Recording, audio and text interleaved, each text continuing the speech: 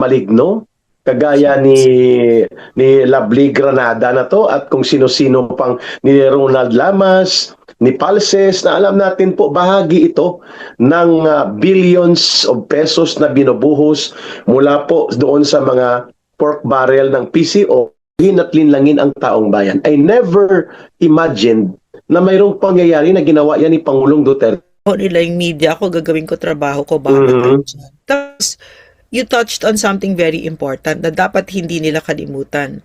That there is this operating arm, no? Itong mga trolls, itong media, no? Mainstream media. Mainstream May media bayad din yan, ma'am. May taripa yan. May taripa. Yes. Oh.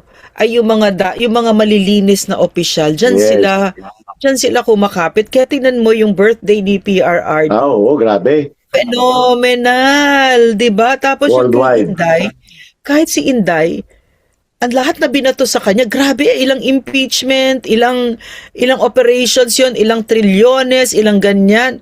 And Pero 3 years si na, ma'am, 3 years na. Tuloy-tuloy. Tatlong taon. Tapos si Tambaloslos minus negative 48 million, 'di ba? Yung trust.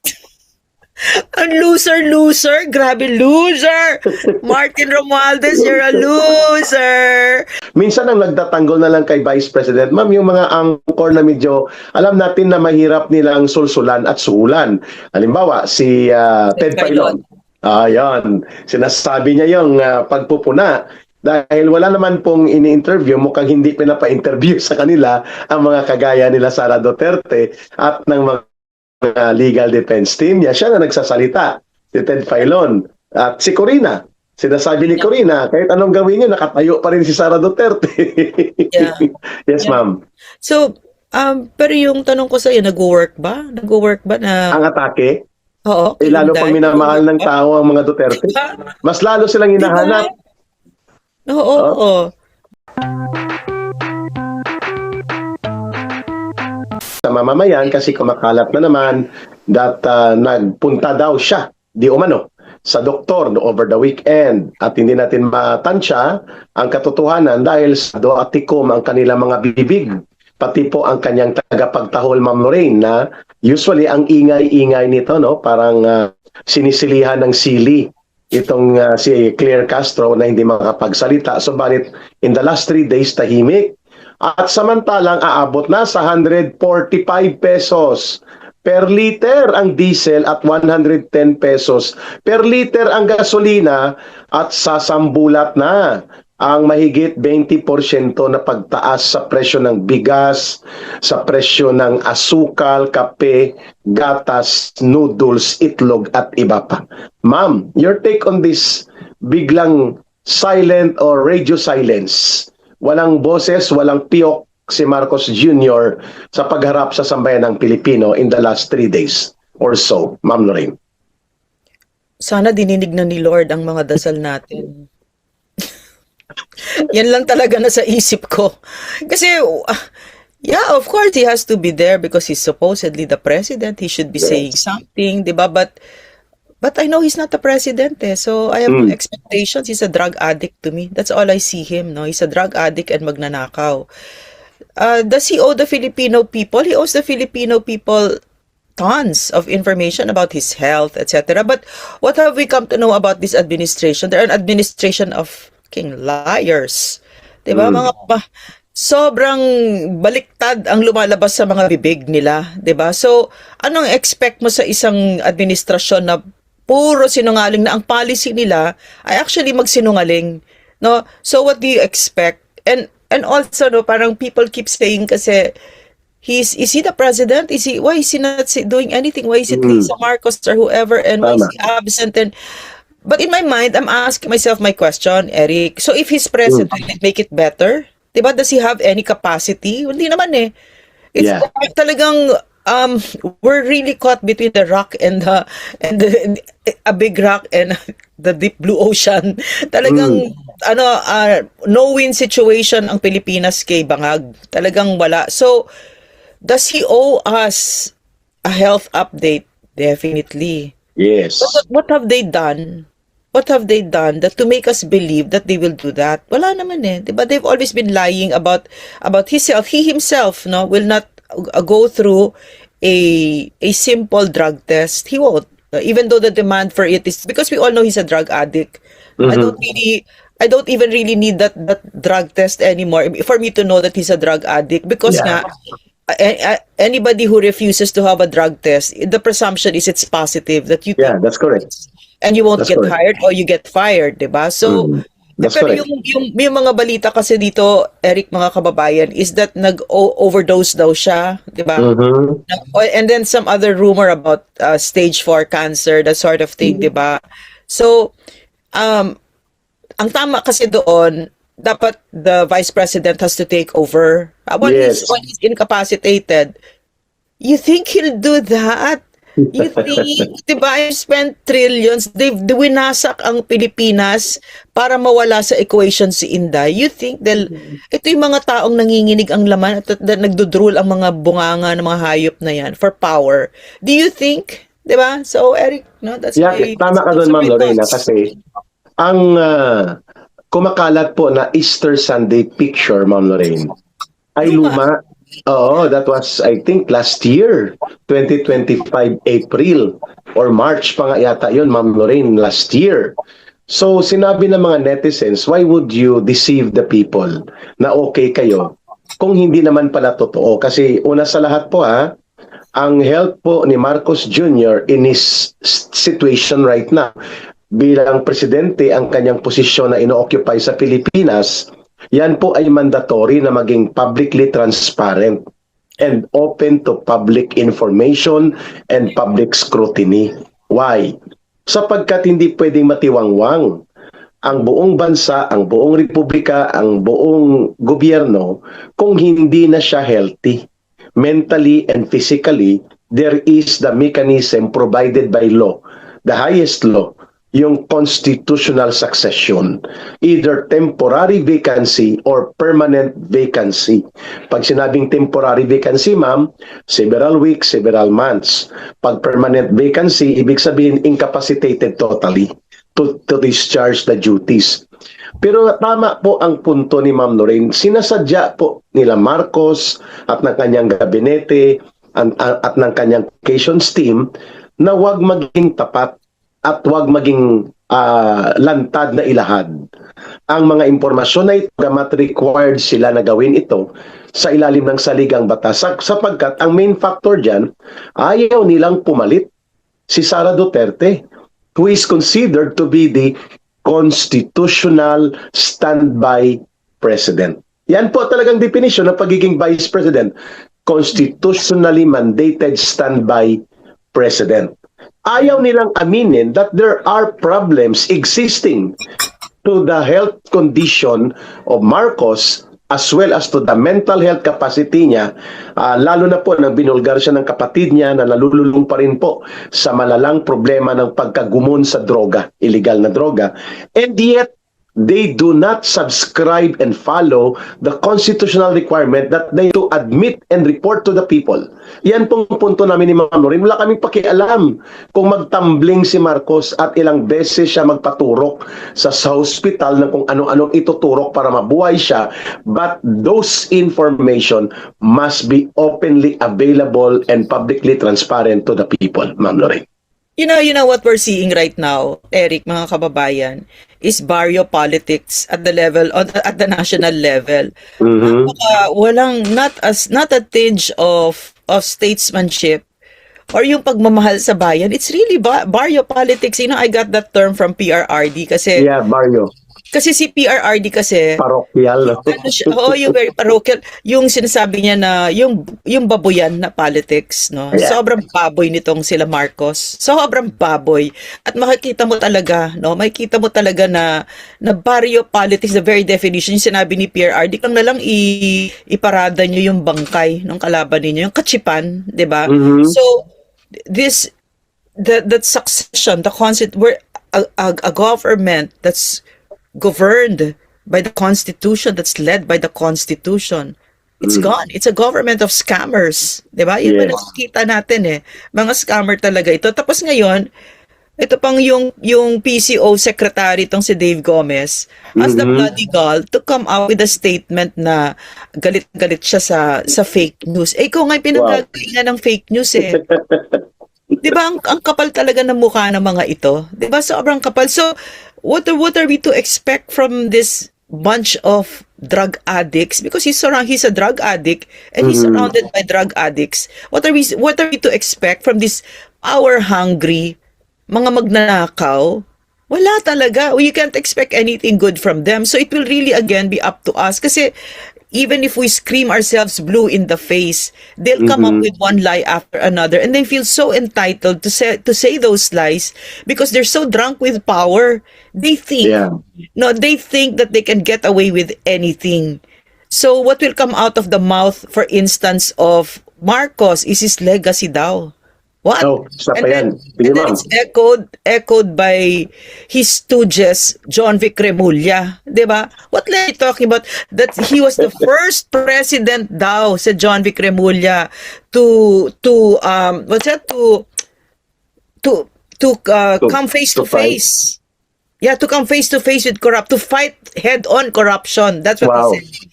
Talaga, ha? I mean, the bloody nerve of these liars, talagang walang karespeto talaga sa Yeah. Pilipino. Talagang, yan, si Dave Gomez, yan yung mga yan, no? Talagang Yeah. wildly incompetent, wildly indifferent, wildly out of touch with the Filipino people, wildly arrogant and drunk with power. So ugly, so obscene to look at, no? Ma'am, puntahan natin yung nabubuhay ang gobyerno ni Marcos at Romualdez sa pundasyon ng patong-patong na pagsisinungaling, Yeah. panloloko, Yeah. at mga katarantaduhan laban sa taong bayan. Number one, criminality, ano daw yan, gawa-gawang kwento lang yan kasi nang umupo daw si Marcos, sabi ni John Vic Remulla, in his own created bubble of reality, na-stabilize daw ang ating bansa.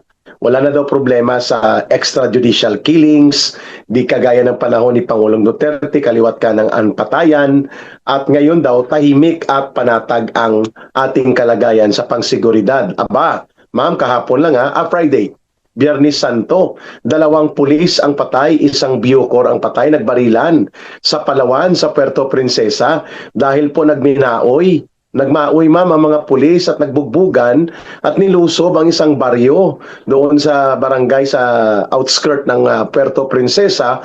Aba, nakipagbakbakan. Di patay din ma'am ang Bucor correctional officer ito at ang kanyang may mga sugatan pa. At ang involved, mga pulis na nagminaoy. Lasing ba? Sa Ilonggo, Yeah. sa mga Bisaya, maoy ba? Oo, maoy kaayo. Naging wild. So, matapos niyan, ma'am, or bago niyan, 4 na mga or 5 pulis po natin ang patay sa Maguindanao, inambush at may mga sugatan. Inambush din po ang 2 army sa Lanao. Magkakasunod yan, ma'am, before the Holy Week lang. May 5 taon na bata na dinukot sa nabutas, nilaslas ang liig at binugbog. Yan siguro ang stability para kay kay John Vic Remulla. At kaliwat kanan po ang hulihan ng droga. At walang tigil, mga kababayan, ang pagsulpot ng problema sa mga illegal na droga. Nahuhuli ang mga kilo-kilong shabu, pero walang may nahuhuling drug lord. Wala ring may nahuhuli, ang nare-raid nila, mga Walang MP, pangalan, mga no, bodegahan. Eric? Walang pangalan, Ma'am Lorraine. Yes. So ma'am, your take on this, iwan ko saan humuhugot ng kapal ng mukha at kapal ng apog itong si John Vic Remulla para patulan niya ang ganitong uri ng katsipan sa pang-iinsulto at pangbabalahura niya sa public opinion na siya na mismo ang nagpapakalat ng fake news at kalokohan na mga impormasyon na ito bilang DILG Secretary. I think that he gets his cues, all of them, they get their cues from Bangag, no? From Bongbong Marcos. And what is Bongbong Marcos? He's a pathological liar. He's incompetent. Yes. He's indifferent. So lahat sila, they all follow the leader. Pero yung pinag-uusapan natin dito, yung ginawa na talagang polisiya, and it's almost knee-jerk, no? Na nagsisinungaling sa Pilipino. Wag nating mamaliitin yun. Laking bagay nun. Kasi Tama. nung nasa communications kami nun, nung nasa communications pa ako, nun, grabe yung vetting namin. Oo, may mga konting sablay pa, konti-konti, pero mag-apologize ka tapos correct your misinformation. Ganon kasi, yung ganyan kahalaga ang information. Pero tingin sa kanila, yung kay Goebbels, 'di ba? You repeat a lie often enough, Yes. it will become true, 'di ba? Yung sinabi ng propagandist ni Hitler. 'Di ba? So, yun yung pero how can that happen when people are going hungry? How can Yan. they've already experienced lining up for hours just to get home? Di ba when Tama. they've already feel how terribly incompetent this government is, that this country is going to the dogs. Your propaganda is not working. No, it's not. Talagang kayo-kayo na lang talagang naglolokohan. Kayo-kayo na lang. All you need to do is look at that canal trust ratings of Bongbong Oh, Marcos. tuloy-tuloy, ma'am, ha? Wala, And hindi even the nagbago ano, yan. In the last 4 months, ma'am, tuloy-tuloy yun. Oo, Babagsak, correct. oo. At saka Eric, yung kahit hindi lang siya, kahit yung cabinet niya, Buong ang cabinet. baba. Minus 27 ba yon? Yeah, minus Tsaka 27. yung sinabi mo yung last 4 na surveys, pero even earlier than that, and it started when yung extraordinary rendition ni PRRD, bagsak talaga. Even then, going towards that extraordinary rendition, mababa na talaga siya. Never niya naangatan si Inday. Never. No, sa trust and approval ratings. Pero nung nangyari kay Digong, wala na nag-point of no return na sila. Yeah, So, I basta agree. yun. So, I think that Eric, mga kababayan, na yung nakikita nating kasinungalingan na lumalabas sa bibig nila ngayon ay nanggagaling kay Bongbong Marcos at saka sa kanila mismo, mga character nila. Kasi even yung pagsisinungaling about the oil ng Iran, 'di ba may Oh, mga isa pa yan. sinabi? No, I mean even Wala, that. ma'am, no?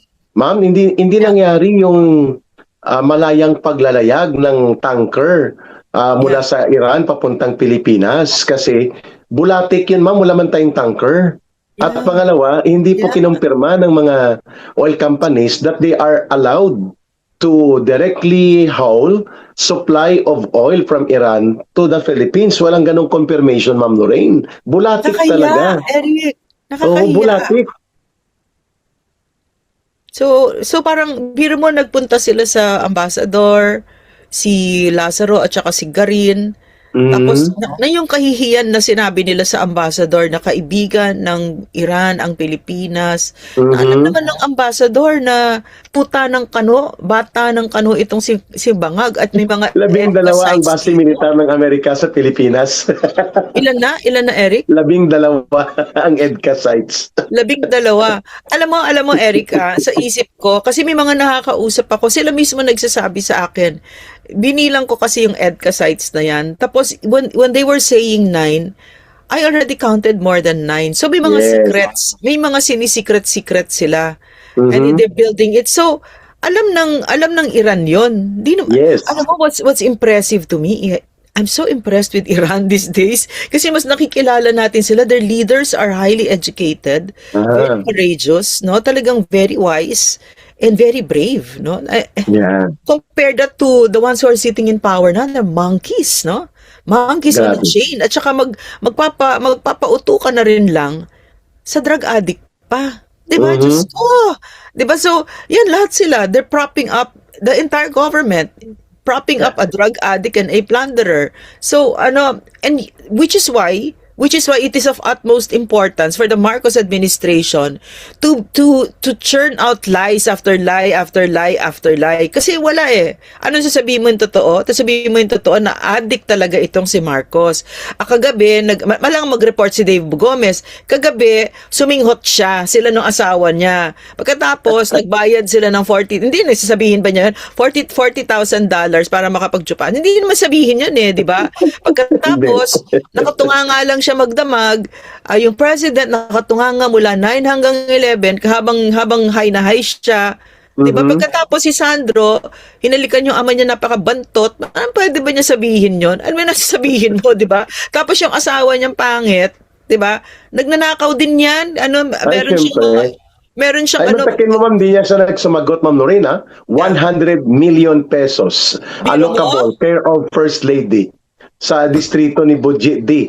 Alam natin yan, ma'am, ghost project yon. Yeah. Pinera yung 100 million na yon, pinera yon. Naka-earmark, alam ha? mo, Ma'am, naka-earmark. 100 million pesos allocable for FL. imagine talagang gahasa sa Pilipina yung ginagawa nila eh. Talagang sino ka? Ano ang personality mo para bigyan ka ng 100 million? Sino ka? So ganyan na lang sila. Alam mo Eric, no, nung pumunta pa ako sa Malacanang noon, no, kay Bersamin.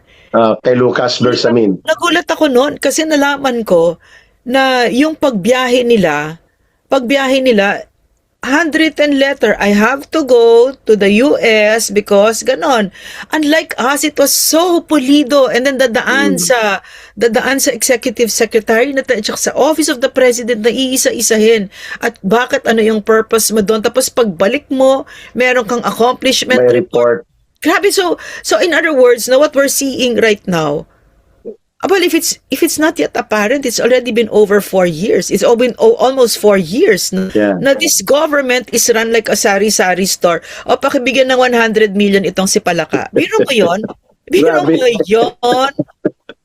At pera natin yon. Pera natin yon. Hindi yun pera ni Tambaloslos. Hindi. Tapos yung what's shocking, siguro to me and a lot of Filipinos, is the unbridled greed. Walang katapusan. Walang katapusan. Diyos ko.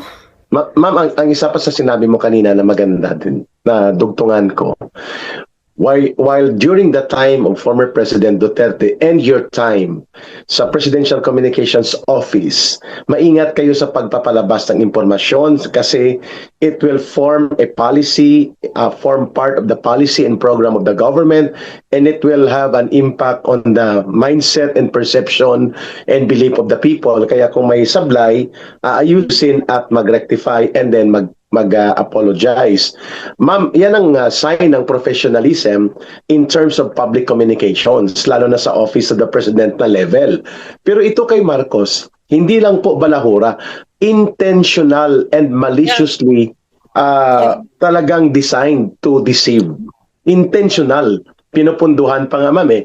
I do not remember that President Duterte consented or the PCO attempted to have troll farms na susuhulan nyo ng 50,000, 100,000, 200,000 para magsinungaling, para ipagtanggol ang hindi naman kailangan pang i-prop up mo na very popular at very well loved with the people na Duterte government.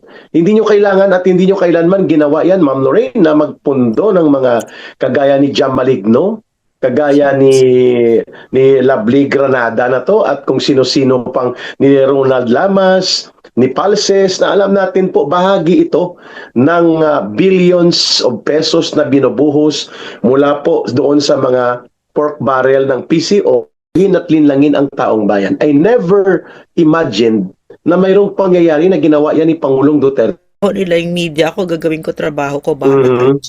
Tapos, you touched on something very important na dapat hindi nila kalimutan. That there is this operating arm, no? Itong mga trolls, itong media, no? Mainstream media. Mainstream may media bayad din yan, ma'am. May taripa yan. May taripa. Yes.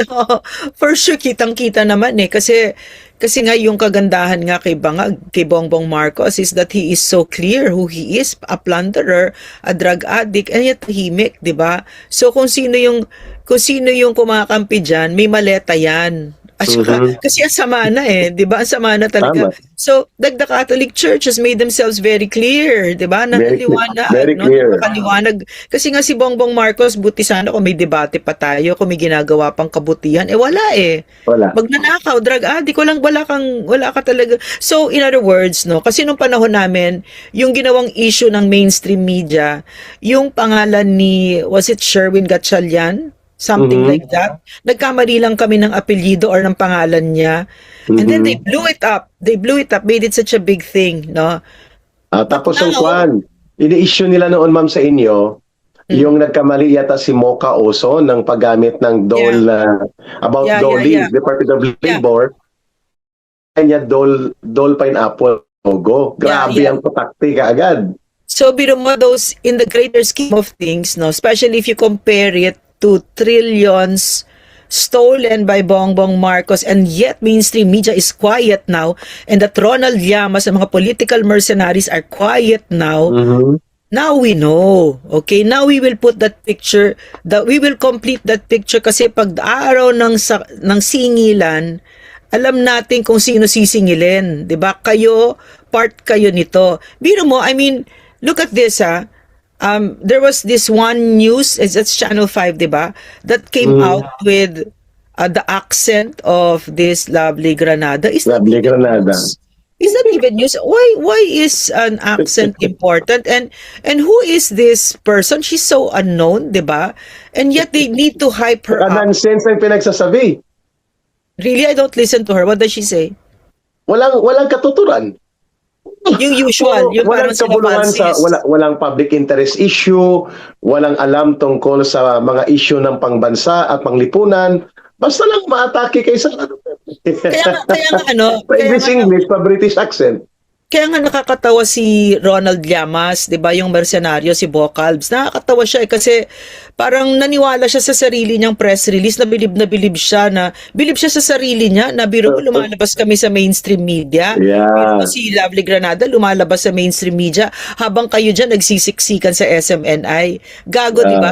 Okay Para bagang hindi natin alam na parte yun ng bayad, para parte yun ng maleta. In other words, hindi ka interesting, hindi ka matalino, binayaran lang kayo, mga mersenaryo kayo. At saka Tama. kaya kami nagsisiksikan sa SMNI Dahil na yun ang mga matino. gustong magsabi ng totoo, kasi SMNI lang ang may Ang integridad. Yeah. Oo, at saka may paninindigan. 'Di ba? Correct. SMNI, Net25, no? At saka yung Yan, mga bloggers. matitino yan. Yeah, At oo. sigurado tayo, ma'am, na hindi yan naka-payroll, nakamaleta. At hindi yan pwede diktahan ni Lisa o ni Marcos o ni Romualdez kung ano ang kanilang editorial policy. Kaya inaapi. Correct, dinudurog. Yeah. Kaya ano- Ma'am, isa pang may isa kong gustong kuhanin doon sa iyo, ha.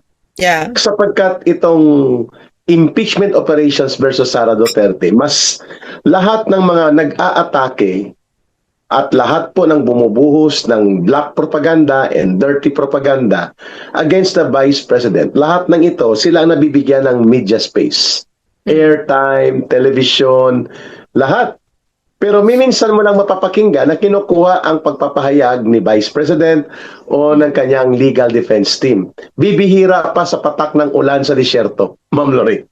Grabe. Yeah, grabe talaga. Ganun ba yun, Eric? Kasi hindi ako nagbabasa Wala. ng... Hindi mapakinggan, hindi nga lumalabas yung mga news item kung ano po ang mga pinapahayag ni Vice President hinggil sa kalapastanganan at katarantaduhan. Minsan ang nagtatanggol na lang kay Vice President, ma'am, yung mga angkor na medyo alam natin na mahirap nilang sulsulan at suhulan. Halimbawa, si Ted Pailon. Ayan, sinasabi niya yung pagpupuna.